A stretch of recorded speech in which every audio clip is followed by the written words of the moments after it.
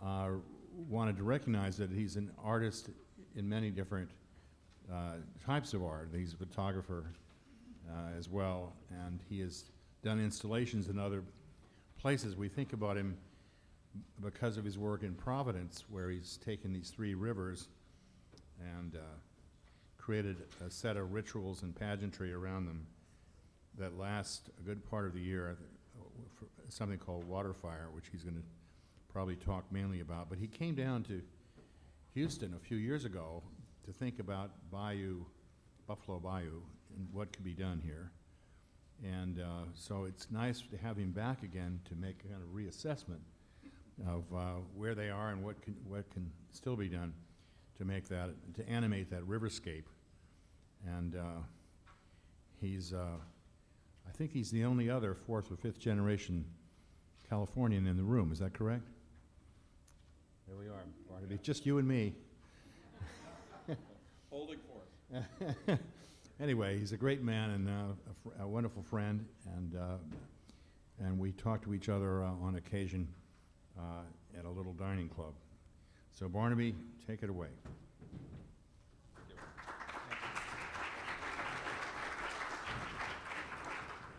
Thank you, Ron. First of all, I want to start by congratulating all of you in the room.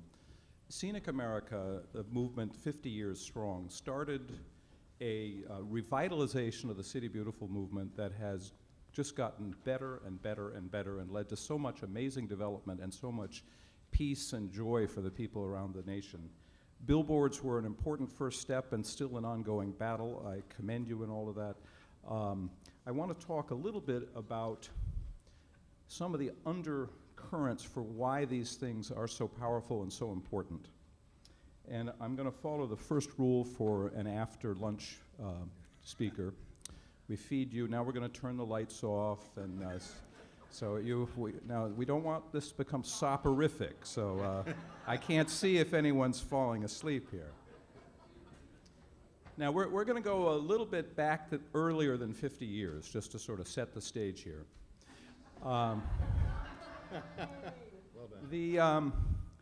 Human beings as a species have had a fascination, this is going to make a noise, sorry, have a fascination with art that goes back tens of hundreds of thousands of years.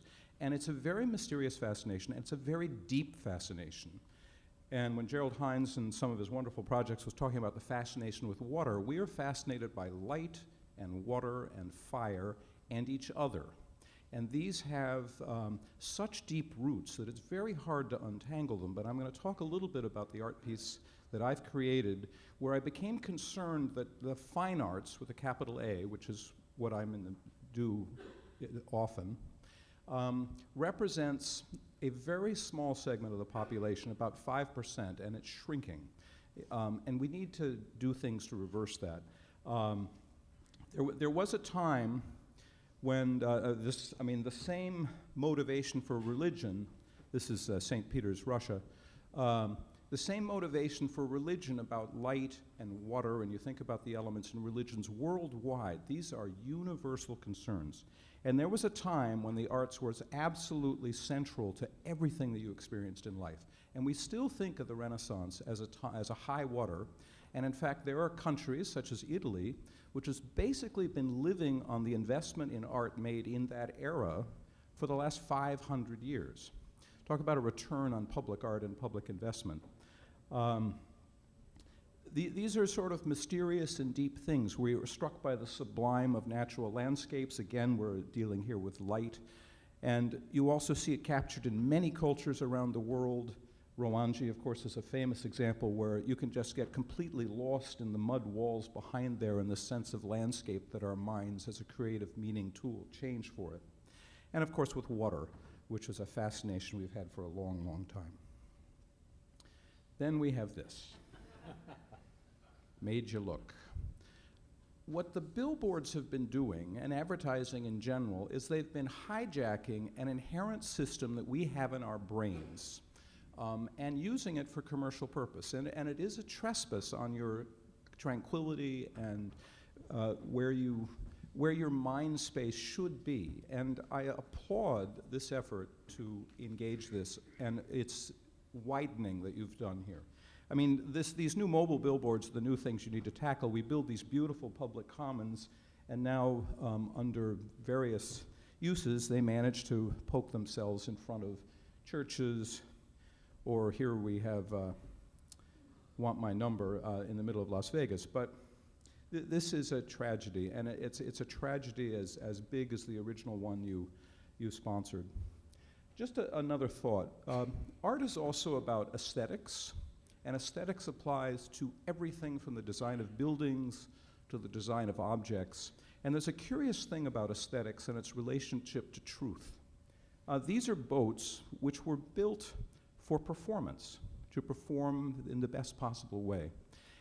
And curiously, very high-end design and aesthetics very often mirror each other. You hear that from physicists who talk about the beauty of a particular solution in physics, or mathematicians who talk about a theorem being elegant or beautiful. Beauty is a complicated synthesis of quite a few elements, but this sense of truth and reality and this core grounding come through in many, many ways. You recognize it in church, you recognize it in music. It's a strong relationship between music and mathematics and order and repetition. Architecture has a long dialogue. Louis Kahn often speaks about music and repetition, as does Corbusier and many other architects. Boat building, so this is the efficiency of the boat, but it's curious that the beautiful boats very frequently perform perfectly. Now this is the equation that you should write down. This is the equation to figure out the right curves for a boat. But this is in order to make AutoCAD work so that you can get those fancy B-splines to work to get those curves. But a boat builder, whether it be America's Cup or a fine-crafted boat or a car builder, will tell you they start with this, and then they refine it in an actual model by hand, and they look at it by eye, and they respond to the aesthetics of the experience, and that refines the truth of the design. This was brought up to me by a boat builder who asked me, it was a traditional wooden boat builder, he asked me if I've ever heard of some guy named Frank Gehry. And I said, yeah, I've heard of Frank Gehry. He's a pretty prominent architect. And he said, well, he makes these buildings with these curves, and he's clearly, like a weekend carpenter, because he doesn't know how to deal with curves. And his objection was that they were so rectilinear, and he ought to talk to a boat builder. We've been working with making curves for a long, long time. And he said, I don't think his buildings would float. I didn't want to mention that there's often a leakage problem of a different variety with some of the Frank Gehry buildings, but it was interesting that he was morally and aesthetically offended by the curves because he felt they weren't elegant enough. And if you think about the overtone boat as you build its hull, that's where the cathedrals came from. We call it a nave because it comes from the same Latin that we have navy or naval. It was this sense of wholeness and gathering under an overturned boat that you were building that led us to the Gothic ideal of the cathedral. And then modern art proceeded. So we started here, and nowadays we're often here. Now, I'm not making fun of this artist or this artwork. I think it's actually a very serious and very interesting and engaged dialogue with what we think of as art, what we're conceptualizing with art. However, we've left so many of our fellow members behind in this discussion. This is legitimate work, quite interesting work, valuable work, but this was easier to relate to, and the larger issues that this is dealing with are dealing with critical issues related to postmodernism and a lot of different, it's interesting, but it requires a lot of background to fully understand it. So we have a couple challenges to art right now, and I'm passionate about design and art making our city a better place. And I'm so pleased with the people you've been honoring and the amazing progress that was documented so far.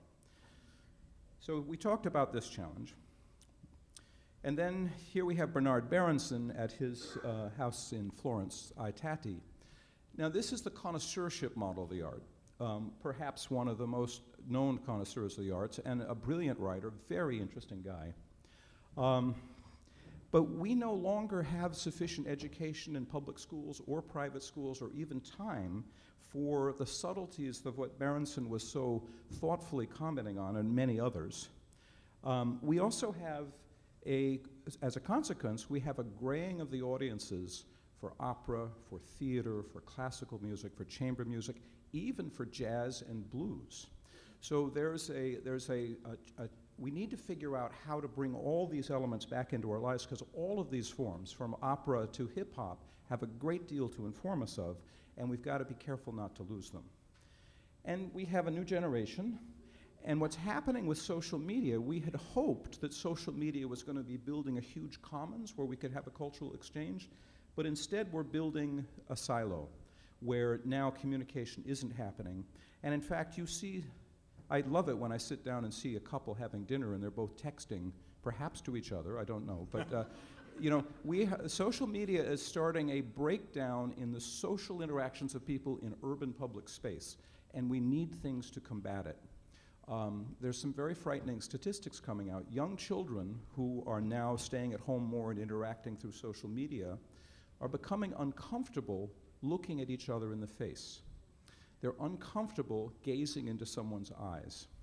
Now, the reason why that's such a terrifying prospect is we do know that the mirror neurons, which give us empathy for our fellow human beings, develop in learning how to read emotion and having face-to-face interactions with each other, and it happens at a very young age.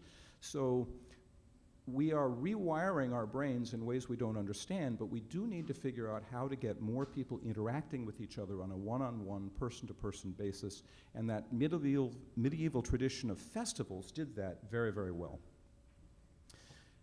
Art can be thought of as a functional component of society, and this is after Hélène de Botton's book, and I've added a few things and I shortened it greatly. But just to review a few of them, it's about remembering, memorializing, helping to extract and preserve meaning. It's about hope, presenting hope. Hope springs eternal, and it's very often through symbolic means or art. It's about sorrow. We all have sorrows in our lives. Art and religion and theater and ritual, all these things help us process them and put them in a particular place. It's about appreciation, meaning when you go to Rowangi, the garden I showed you, it's through the art of Japan that you suddenly become aware of a very different way of appreciating the world. And that happens through many, many cultures. It's about rebalancing our lives. It can be an incredible change of mood to see a foreign film, for example, or a balletic performance, or hearing an operatic piece. At Waterfire, we present music and theater and things from all over the world, and a woman told me she saw a man in a trance over a bridge and listening to a Puccini opera and aria, and she walked up and stood in his personal space, so she was sort of asking permission to talk to him. And he waited for the piece to end, and he turned to her and he said, do you have any idea what that piece of music was? And she proceeded to say, well, that's opera, that's from a Puccini. And he interrupted her and he said, so that's what opera sounds like. And she loved that moment. This man was in his late 40s, and he'd heard about opera, he was scared of opera, but suddenly he'd been just thunderstruck in the middle of thousands of people in a public street. It's about self-understanding, it's about personal growth, and it's about reverence. Every church tradition around the world uses art in various forms, often music, gathering together, ritual, dance, symbolism. These are very powerful, rich mechanisms which are below our conscious level of why they're operational. Now, art has a couple of areas that make it hard for us to use in a public sector, because art can in part be a private journey, and it could be self-expression for an individual, and it can be an outreach to others in the sense of this is my vision, and it can be personal learning. This isn't the type, this is perfectly valid ways of art, but this isn't the type of art that can build what we call civic ritual or civitas. Art also is a commodity. It's a fashion statement. It's a status totem. It's a shibboleth of belonging to the right circle. Art claims to be very egalitarian, and philosophically it is very egalitarian.